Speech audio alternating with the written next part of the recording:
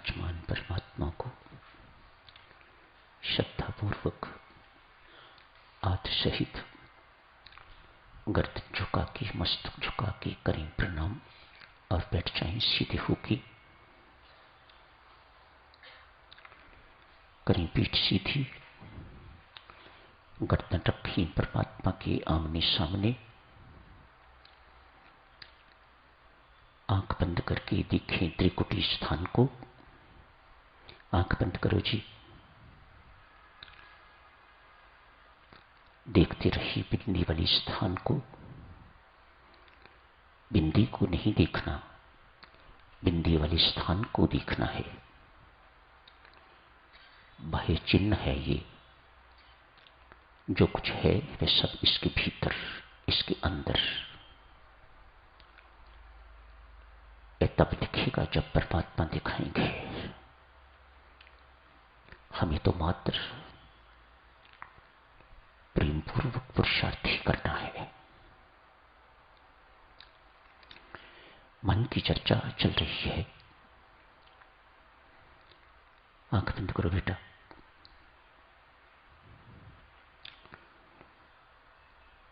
सबसे बड़ी negative force मन, इससे बड़ी कोई नेगेटिव ताकत नहीं, और इससे बड़ी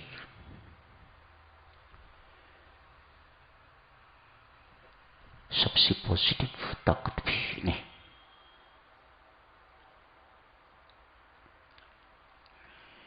दोनों ही काम मन द्वारा।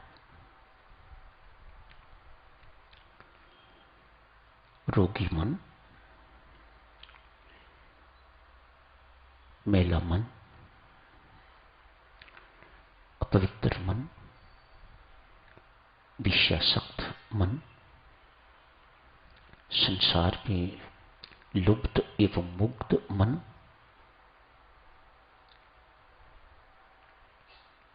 ही नेगेटिव फोर्स बन जाता है। एक साधक के जीवन में यही नेगेटिव फोर्सेस हैं।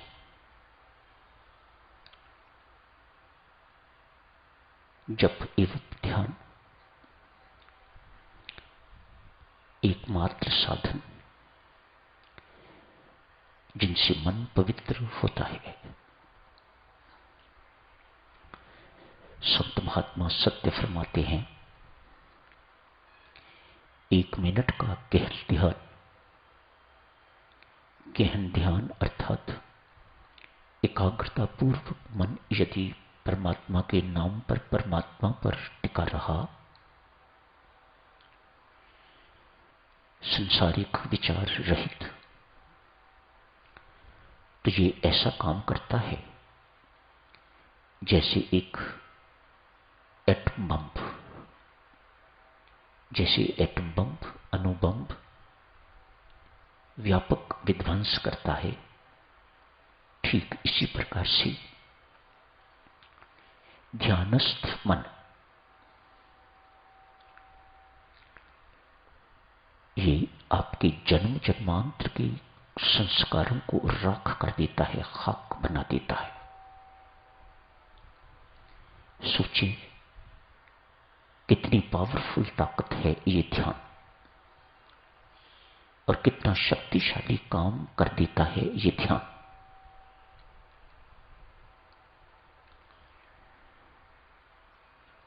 आज कृतज्ञता का प्रसंग पड़ा।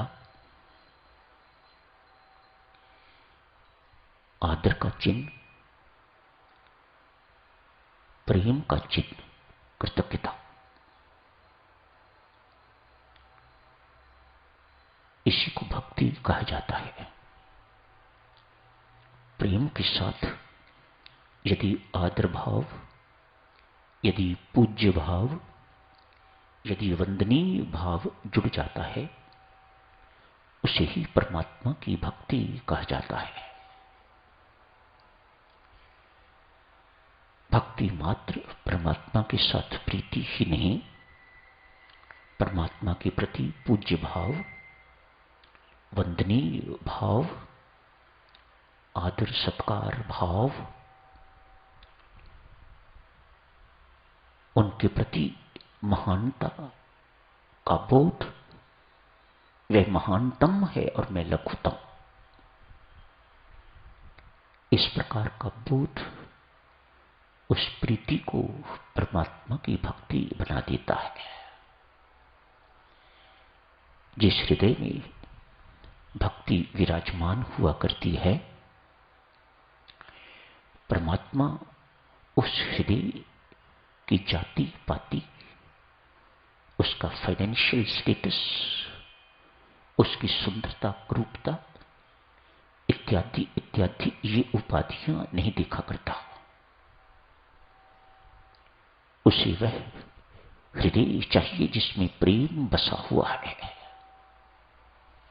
वह चाहे महिला है चाहे पुरुष, देशी है या विदेशी, छोटी जाति का या बड़ी जाति का, सुंदर, अति सुंदर या अति क्रूप, इससे उस परमात्मा देव को कोई फर्क नहीं पड़ता। हृदय में प्रेम का बस जाना ही मन का शुद्धिकरण है, पवित्रीकरण है, मन का निरोग हो जाना है। ऐसा मन परमात्मा की प्राप्ति का पात्र बन जाता है, परमात्मा के प्यार का पात्र बन जाता है, परमात्मा की कृपा का पात्र बन जाता है, जीवन धन्य हो जाता है।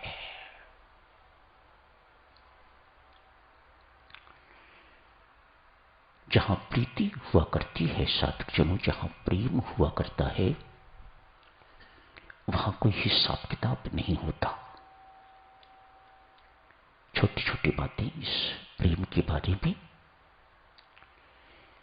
जहां प्रेम हुआ करता है, प्रीति हुआ करती है, विशुद्ध प्रेम हुआ करता है, वहां उतना ही गहन अपनापन भी हुआ करता है। किसी महात्मा को किसी युवक ने जाके कहा, महाराज अनंत प्राप्ति का साधन बताइएगा, ये किस प्रकार से शांति और परमानंद की मुझे प्राप्ति हो सके। सहज भाव संत महात्मा ने कह दिया, राम राम जपो। वे तो हम जपते ही हैं, जपवाते भी हैं, मानो घर में अखंड पाठ रखवाते हैं, जाप रखवाते हैं, अमृतवाणी का पाठ रखवाते हैं, इत्यादि इत्यादि। कोई ऐसा ही वह भक्त है जिसे करने में कम, करवाने में अधिक रुचि है। ऐसे होते हैं लोग, कहेंगे अपने घर में हम जाप करवाना चाहते हैं, अमृतवाणी का पाठ करवाना चाहते हैं, महामृत्युंजय का जाप करवाना चाहते हैं, श्रीमद् भागवत का पाठ करवाना चाहते हैं, मानो पैसे खर्च करने वाले, लेकिन भाव की शून्यता, भाव नहीं है।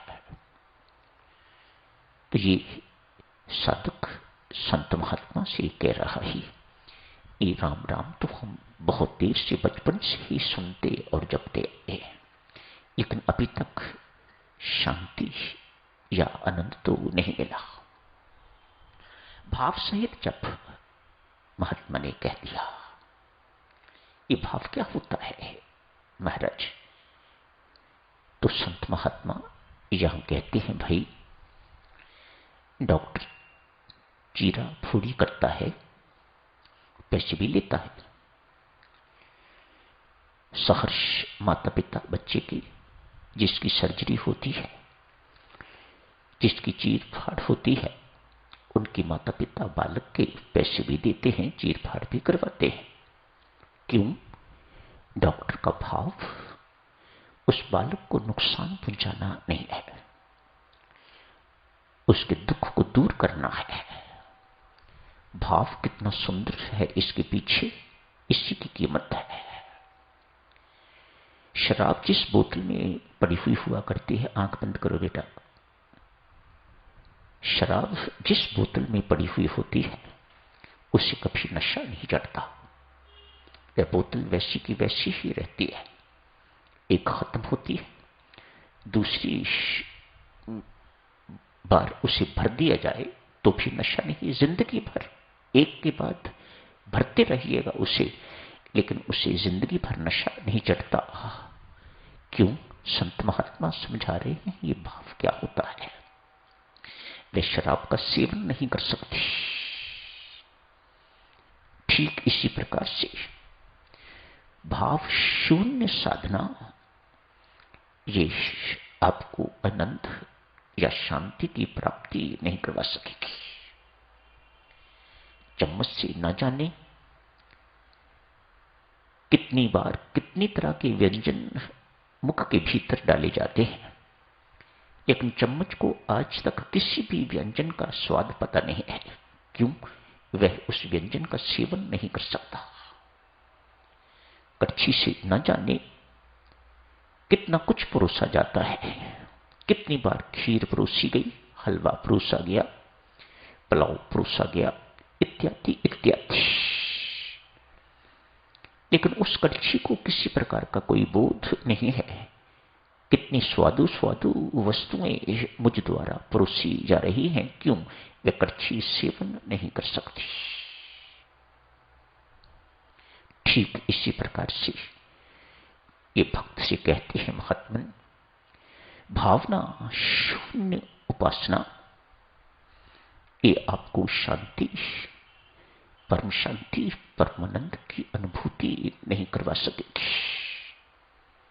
इस वक्त ध्यान में बैठना अर्थात प्रेमपूर्वक भावना सहित उपासना करना। परमात्मा तू मेरा है, मैं तेरा हूं। अपनापन बढ़ाते जाइएगा, उनके साथ संबंध को गहरा करते जाइएगा। ये ध्यान में ही होगा।